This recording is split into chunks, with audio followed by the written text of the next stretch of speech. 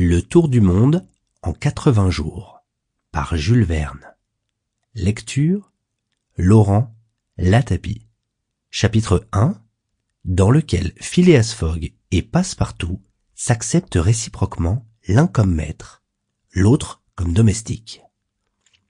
En l'année 1872, la maison portant le numéro 7 de Savile Row, Burlington Gardens, maison dans laquelle Sheridan mourut en 1814, était habitée par Phileas Fogg, l'un des membres les plus singuliers et les plus remarqués du Reform Club de Londres, bien qu'il semble apprendre à tâche de ne rien faire qui pût attirer l'attention.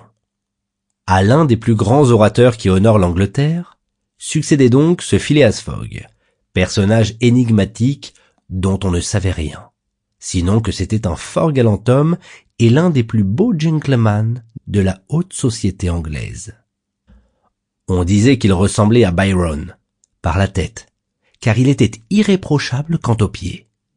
Mais un Byron à moustache et à favoris, un Byron impassible, qui aurait vécu 1000 ans sans vieillir. Anglais, à coup sûr, Phileas Fogg n'était peut-être pas londonner.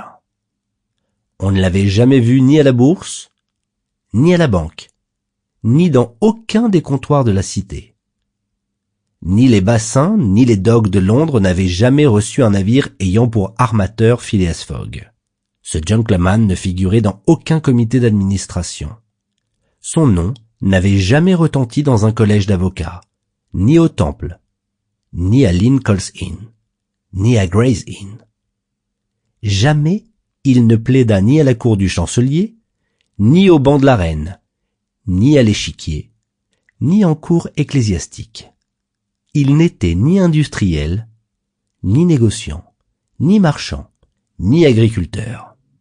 Il ne faisait partie ni de l'institution royale de la Grande-Bretagne, ni de l'institution de Londres, ni de l'institution des artisans, ni de l'institution Russell, ni de l'institution littéraire de l'Ouest, ni de l'institution du droit, ni de cette institution des arts et des sciences réunies, qui est placée sous le patronage direct de sa gracieuse majesté.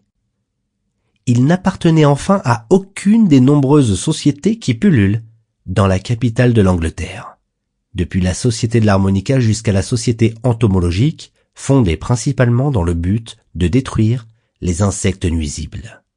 Phileas Fogg était membre du Reform Club, et voilà tout. À qui s'étonnerait de ce qu'un gentleman aussi mystérieux comptât parmi les membres de cette honorable association? On répondra Sample complete. Ready to continue?